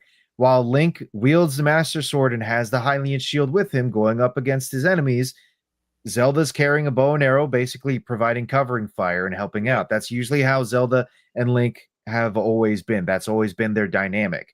Obviously, in the photo here, it doesn't look like Link has any kind of weapon at the moment. I presume they're saving, like showing off the Master Sword and the Hylian shield far later once the movie's closer to actually release. Yeah. And it makes perfect sense because, again, it's the freaking Master Sword, people. Like, once you see Link wield that weapon, you know for a fact that Link has now become, I almost want to say the hero of time, but that's specifically towards Ocarina of Time. But he just becomes essentially the hero of Hyrule, shall we say. I will say That's what's going to happen. From this photo, the outfit Link wears looks like something out of Skyward Sword. It does actually kind of seem similar to it. So again, it reminds me of Zelda 2. Yeah, You know, Adventure of Link. That's the yeah. And That's he could just not have any weapons at the current moment in this They picture. could be searching Yeah, for exactly. because you got to remember in each Yeah. of the games he has to find the Master Sword in every game because it's when Link and Zelda die, the Master Sword is always hidden and Link has to find it in every game. Yes, So that's how absolutely. it goes. Or another option is Zelda is teaching Link how to use a bow and arrow. That is I mean, true. that could be true as well too. That is Because also true. Link does carry bow and arrow as much as he does a sword and shield. Well, you gotta think this, Ebola and Ronin. This could be like if according to what movie this is, this could be right after Link wakes up. Yeah, that's Usually it's Zelda also that true. wakes up first. It's always Zelda that wakes up first, and she's around what, maybe 50, 60 years before Link wakes up. Right. And That's she's like saying, "Okay, you're the greatest hero that the land ever knows, and I'm going to have to get you up to speed because your mind has been wiped, like it always happens in the game." She's Pretty literally much. reteaching every time Link wakes up after how many years he's asleep. He literally has to learn how to fight all over again. Yes. Yeah, and just from the landscape of it being a field, it looks like something you train with a bow and arrow or teaching. Dude, they're in New Zealand. They're Yes, filming. Yeah, they're filming this they in are New New Zealand. Zealand. And the fact that Miyamoto is more or less actually signing off on the appearances and the designs of these characters, you know for a fact that the film's being put in good hands. Like, these are people that understand how the Legend of Zelda is supposed to be presented. It's interesting they're going for a live action presentation. I don't know if you guys remember this, but I remember there was the studio. I believe the studio was called, it was either Studio Miga or something else, but it's the same studio that made the TMNT film back in 2007. They were in talks not just to make a Gatchaman film, but they also were in talks of potentially making a Legend of Zelda adaptation as well too. But then after the TMNT movie didn't do well enough, the studio shut down, unfortunately. So they never actually went forward with that. Yeah, it's interesting they're going with a live action appearance. I but will say though, it looks good so far. If any Nintendo game was gonna get a live action, it would be Zelda. It would be this one. Yeah. May I ask you another question, real quick? However, Go ahead. Let me say. So, do you, as fans, do you think that this movie, are you guys a little bit nervous that this movie might be more towards normies because this is going to be the first live action? I think if it's more for normies, that can work. Like if you make it normie friendly, but enough where the old fans can understand also. So like, is normally like Mario? The Mario movies were more normally friendly than this probably is going to be. But Mhm. like, it's And it friendly was for a the $1 billion normies. film. Yeah, it's friendly for I'm- the normies, but also it has enough things where where it's not like making you feel like idiot for one, but also has Right. enough Easter eggs. Has Easter eggs something for the where the diehard Zelda fans will pick up on as well. Mm-hmm. I think the movie's going to do fine with both general audiences and fans. They managed to get the basic aesthetic of it, and The Legend of Zelda isn't super complicated in terms of lore. Not like in comparison to say something like The Witcher or Lord of the Or Rings or Kingdom Fallout Hearts. Or Mortal or Kombat. Kingdom Hearts or Mortal Kombat. I think this will do pretty well because a lot of people, whether you're a video game fan or not, a lot of people understand how The Legend of Zelda looks. They understand how the character Zelda and how the character Link are supposed to look. And they have some basic ideas on like other characters and what these characters have and everything. So I think this will do great. I will say this, however, I'll tell you who's not going to go and watch these things. Let me go ahead and just share this real quick. So this there's an interesting conversation going on surrounding Legend of Zelda as well too, and it involves Oh, a certain yeah. community. So this post comes Hunter from Master Schafer. of the TDS, Yep. Total Defense Shogun. He's a good guy, part of the Fellowship and the 199. Now that we've seen both the official tease and the leaked set photos from the live action Legend of Zelda movie, the Hunter Schafer Brigade has come crawling back out of the woodwork. The they-thems are still furious that Hunter Schafer isn't playing Zelda, even though Hunter was never actually in the running, despite the rumors, and is a biological male being demanded for a female role. They're already calling the movie a guaranteed flop, swearing they won't watch it, and insisting Nintendo may make some massive mistake by not casting Hunter Schafer. And here, of course, are how these people are reacting to it. Again, I laugh at this because I said this when it started. They were betting on the fact that they would be adapting Twilight Princess only Twilight Princess for a Zelda movie. See, that's the sheer insanity of it. Yes, Hunter Schafer face-wise looks like Twilight Princess Zelda, but I don't understand the obsession for it. I genuinely do not understand the obsession for this. The thing is, I don't think even Hunter Schafer was demanding he be cast in Zelda. No, I think someone just asked, and he's like, if I'm offered it, I'd like it, but the idea, the rumor comes from the fact that right here is the post. The rumor comes that it's from a PR firm that Hunter Schafer's connected with that suggested that Hunter would have been in the running for being Princess Zelda, but that it makes it doesn't make any sense at all. But I will let me show you the most egregious post in all of this. Here's another one also from the Master of the TDS. That is a wild take. Without Hunter Schafer, this movie just looks like Jews will not replace us. And Kreese, I'll let you say that one. What does it say? The next one is and I hate the blacks. Wow. It's a black. Did Nick Fuentes make Who is that, Isaac? I think it's Isaac. Did Nick Fuentes make that one or something like, I don't know, but I guess apparently if you go and watch this new live action Legend of Zelda movie, you're a groiper now. So yeah. Kreese, I'm sorry to say, but you can't watch the movie now. Well, I won't say this much. So we saw this the other day. Like somebody was making a joke about if you really want that fucking Hunter guy to be in a movie, just cast him as the guy from Labyrinth, the David Bowie character. Or better yet, just cast Hunter Schafer as Tingle. Make him play Tingle. Honestly, that works. I was seeing some posts. It's like, why do Japanese people cast have their things as white people? I'm like, well, Legend of Zelda, they're European. White. It's kind of based. European. It's kind of like European based. It's castle. It's European medieval fantasy. The darkest person in the Legend of Zelda is King of Hyrule, and that's not even that much. Well, Ganon. Slightly tan. Ganon's green. Besides Ganon. It's kind of weird because Ganon's original form is like a pig demon king of sorts, And Yeah, then in his human yeah. form as Ganondorf Dragmire, then he's dark skinned because he belongs to oh Yeah. god, what's that tribe called again? Or The Bosa Gerudos. The people. Gerudos. Mm-hmm. Yep. Right, yeah. He was the only male out of all the Only male out of the Gerudo, which was a sign of an omen. Yeah. That's kind of why they kicked him out of it. But yeah. the movie the still shots that we have so far of the movie look great. I think the movie's probably going to be great. It will if it makes $1 billion, hey, that means a lot of people want to see more Nintendo films. Dude, it's Zelda. It'll be $1 billion film. It probably That's got a unless- massive fan base.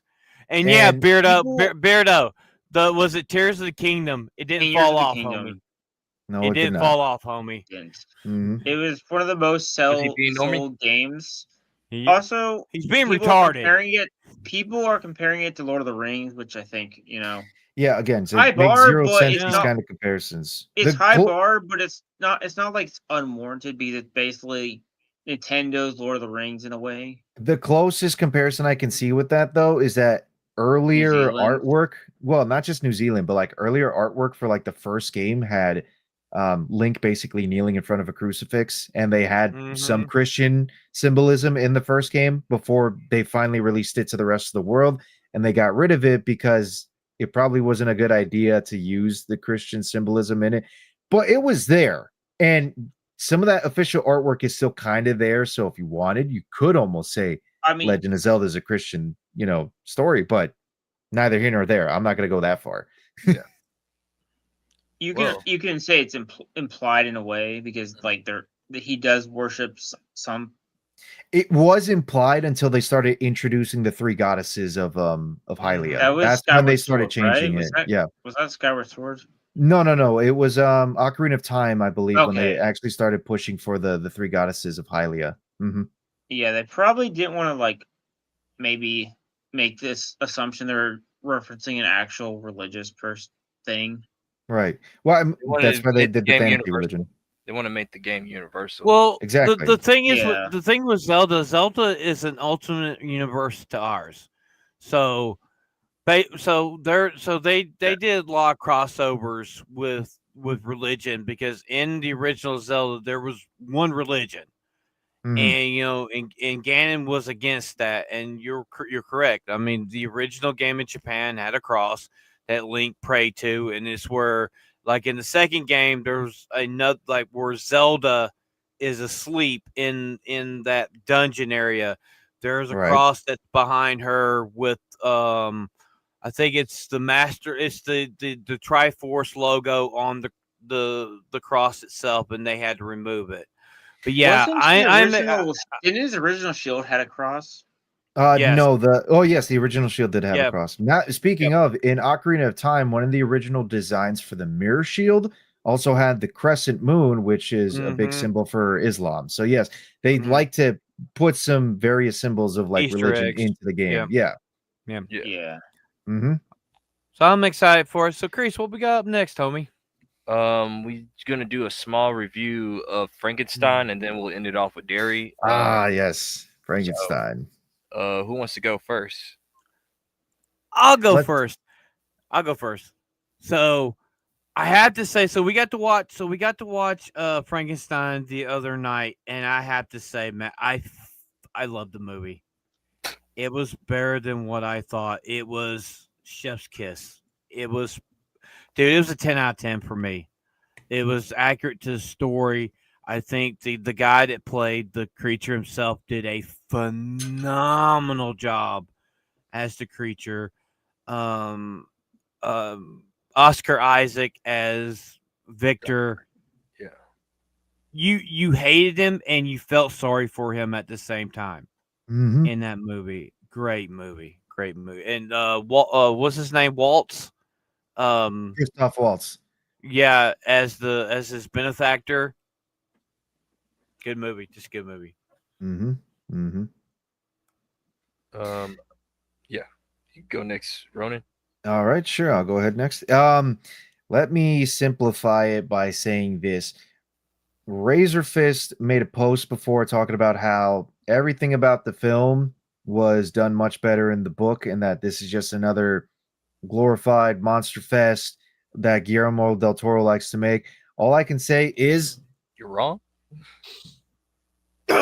just take that, Razor Fist. This movie was absolutely a 10 out of 10, I would say as well, too. I like it. I genuinely like it. I think my favorite character in this whole film definitely has to be the creature or Adam or whatever you want to call him, Frankenstein's monster, because he does go by multiple names. Like they allude to calling him Adam in the books, and they also allude to it as well in the film as well too.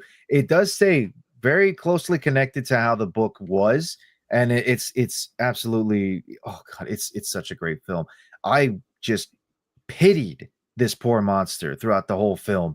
Absolutely pitied him because of just the terrible treatment that he was getting. Victor! Yeah.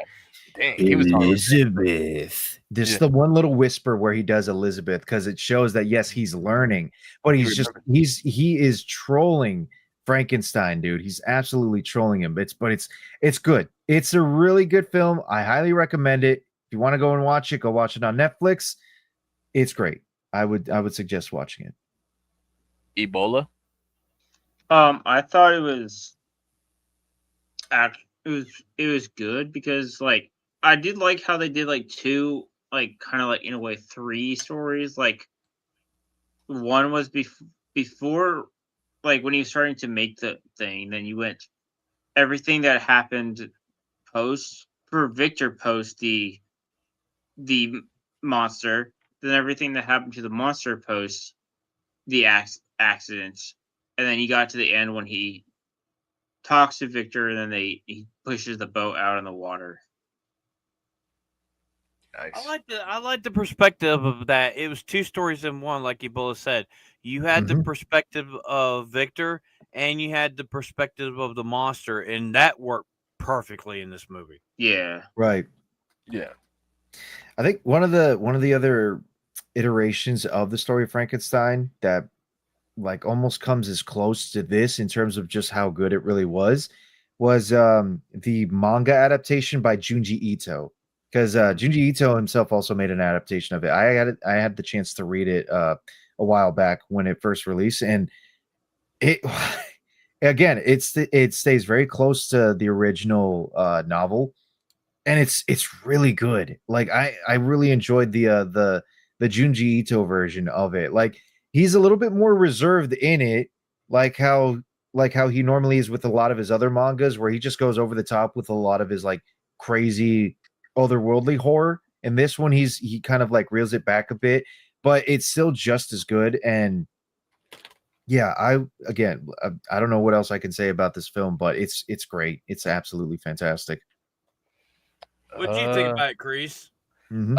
So just from a like I know of Frankenstein, so like just from a normie perspective, I enjoyed the movie for what it was. I would love to rewatch it again, however, because I felt like it was going all over the place for me a little bit, but for the most part, I liked how you felt bad for Oscar Isaac's character, man. Like his childhood was just horrible, man.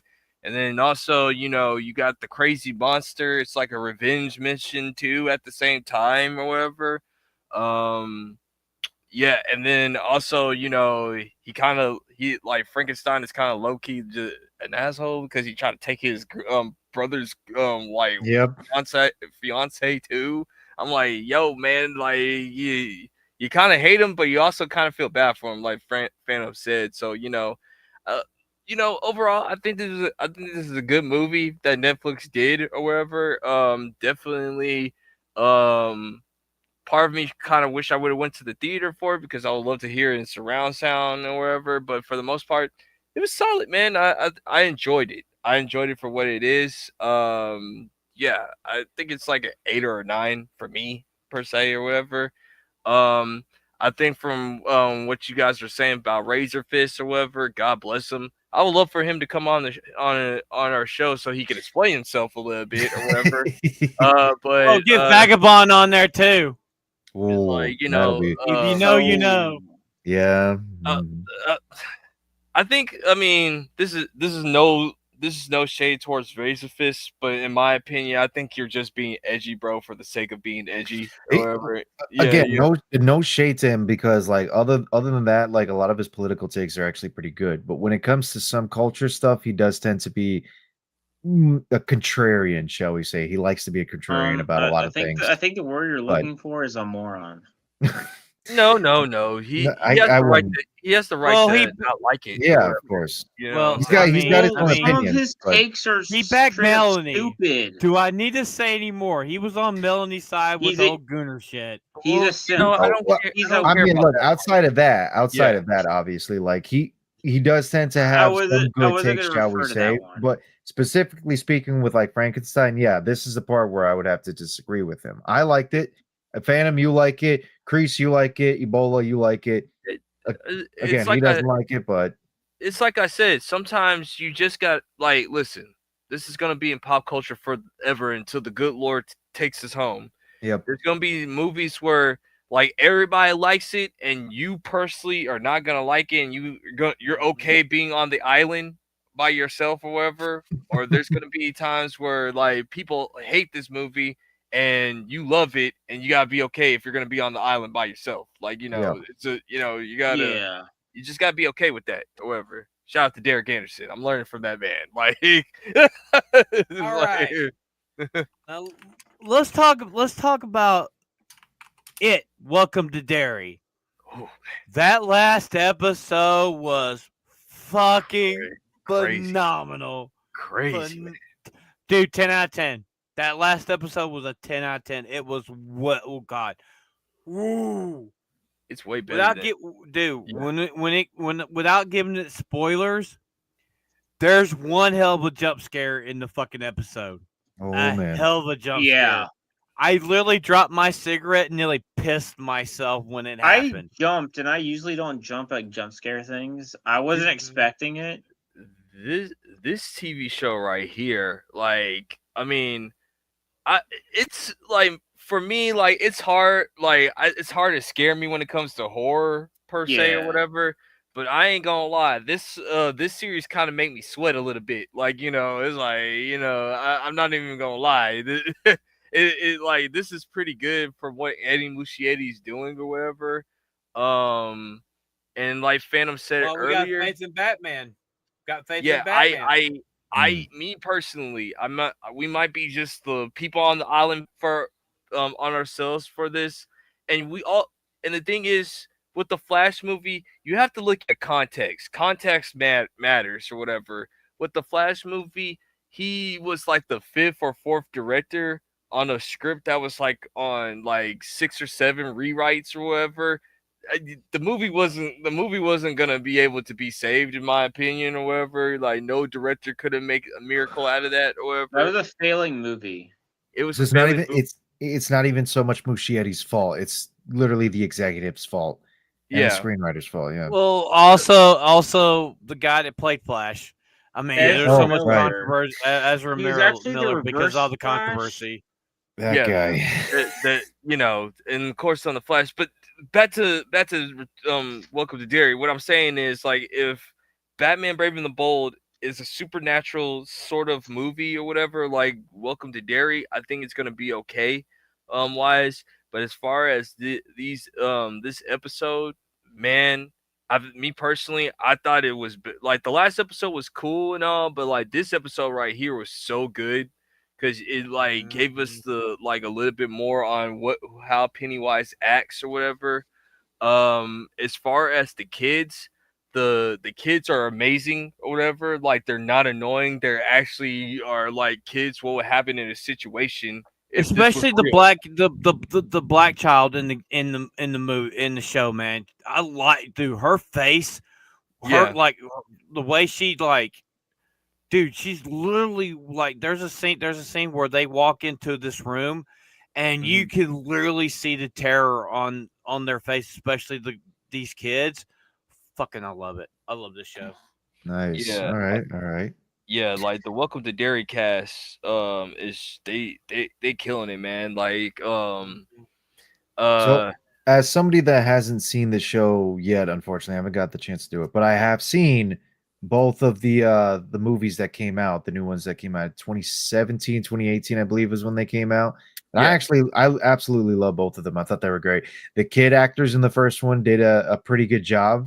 Like, and they you can definitely see the terror in their faces as well when Pennywise shows up to basically scare the crap out of them. And then of course the adult actors, they did pretty good as well too, like trying to like embody the characters from when they were kids to now being adults and everything. Like it was good. So as somebody who only watched the movies, I'm assuming you guys would highly recommend watching the show as well too. Watch this show. Well, This show. we watch it on Wednesdays, 8:30 Right. Eastern. So Yeah. I gotta catch up. I definitely gotta catch up. And then next Wednesday, I'll be right there watching it alongside you guys. Yeah, this show right here, I think like almost I have not seen one negative complaint from anybody in the fellowship, to be honest with you. I think everybody's enjoying it. See, we're fair. All right. We're fair people that the outside this bubble. We're pretty fair. If it's good. Exactly. If it's good, we'll say it's good. If it's bad, If it's we're gonna bad, We say it's bad. or if we all have a difference of opinion, we have a difference of opinion, and that's perfectly okay too. And Yeah, it's I just have to shout. say, it's really fun after like our talks after it. You know, I explained a lot of the lore of Pennywise like last night after the show, and it's like okay. Granted, first 2 episodes bloody and gory, straight up. First 2 episodes. Third episode, action adventure. It mellowed out. It mellowed out. This one right here, straight perfect straight down the center, man. 10 out of 10. That episode had action. It had horror. It had comedy. It had like suspense to it. You get a little bit of backstory to Pennywise on who he is, and I highly recommend this. And if you guys are not in the homies Discord, link is in the description down below. You need to come join us on this watch party, and I'll announce the watch party for tomorrow night here in a little bit. Yeah. Yep. As far as like the characters per se, I like how can we spoil a little bit or whatever? Go for it. Go for it. Okay, all right. We're about to spoil the show. Okay, if you don't want to know what's going on, like you got like 5 seconds to get the heck up out of here. Earmuffs or remove your earbuds. 5, 4, 3, 2, 1. Rangers in space. Shout out to the Power Rangers in space.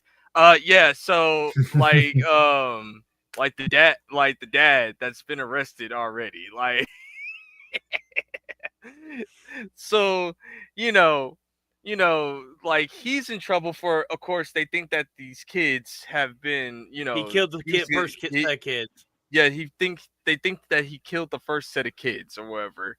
And of course, like the mom that's for the little black boy is being nosy. She's known to be a snoop, and like the dad is saying like, yo, we can't be doing this. You know what happened the last time or whatever. Like, she's basically a SJW sort of. She's getting into people's business where she don't need to be in or whatever, and she just won't leave things alone. But well, she was part of the. She's part of the civil rights movement down south. Yeah. That's what she was down south or wherever. But yeah, a lot of BLM references in this episode, but it's no here nor there. But you gotta remember, it actually made sense in the context. It makes sense of the era. Context matters and everything. We gotta say it like that. It actually matters what's going on here. It's 1962. Okay, so like so she asks him a specific question. So like she kept on pressing. She said like, listen, okay, like what was so important to where like you can't explain yourself to the to the officers. Like you don't have no fingerprints on yourself. You're not a criminal. You have no criminal background. What did you do? Why are you not telling the truth? And she said like, are you in an affair? Were you just like were you with a woman, a married woman? He's like, more than that. It was like, look. It was the look. It was the look. Wait, were you with a white woman? Like,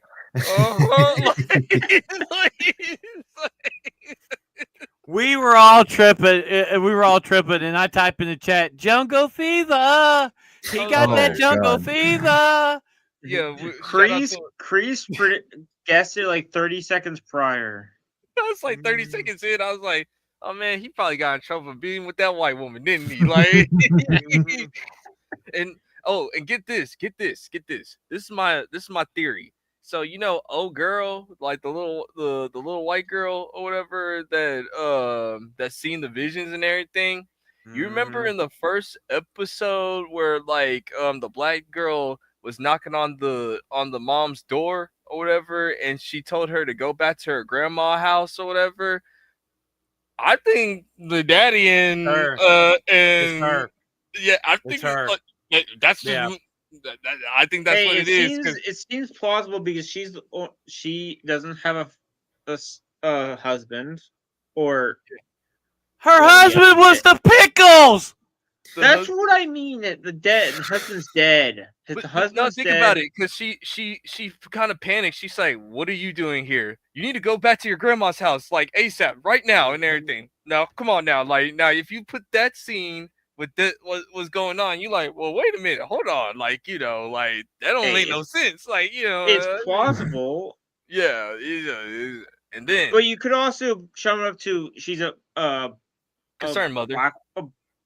Being a kind of a mother, because it's like, hey, you're a little kid at night, you need to go back home, it's dark. Yeah. Or also you're also a black girl in at night. Yeah. But I think the funniest thing in that whole episode is when the kids take the pictures to the. Yeah. So they took pictures in the last episode and they show them to there, and they're like, "This bird shit, pigeon shit." Yeah. No. I do like it when they're at the dinner table and they're trying to impress their son. Like, is it what type of girl? Like, it's like it's like a white one. He's like. Because I had to explain it to the boys, because like Jake and them didn't understand why. Like, what did they mean by like I was like, oh, I knew it. I knew it.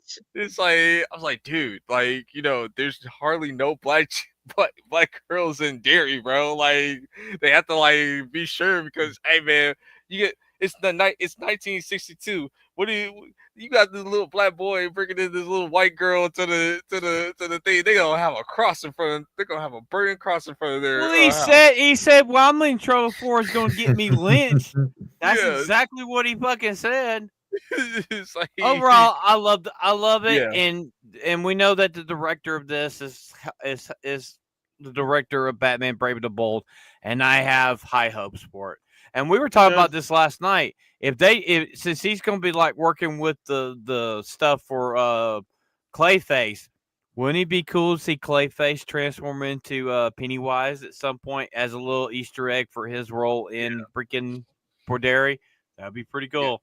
Yeah, so I think Muschietti, like, if you let him do the horror element, because I know a lot. Once again, I know, like, if you don't want to forgive Muschietti for the Flash movie, that's fine. But I've always believed that you got to look at the context and what happened with that movie or whatever. I think he deserves another chance at a crack at the superhero genre or whatever. And other than like him saying that the fans needed to like the Flash, that's a horrible take.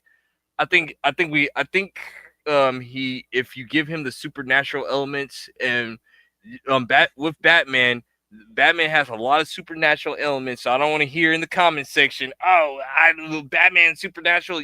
That means you're not a Batman fan. Because you got Ra's al Ghul, you got Scarecrow, you got Clayface, Man Bat, Killer Croc. There's enough supernatural villains, Solomon Grundy, inside the Batman universe for him to cook with or whatever. So he would do a good Scarecrow. He can write a good Scarecrow after what we watched so far. But if that's pretty much it, that all we gotta run. We can start running outros if you want to. Yeah, for sure. All right, Ronin, welcome once again to the family. Absolutely. Kiss the fucking ring, bitch.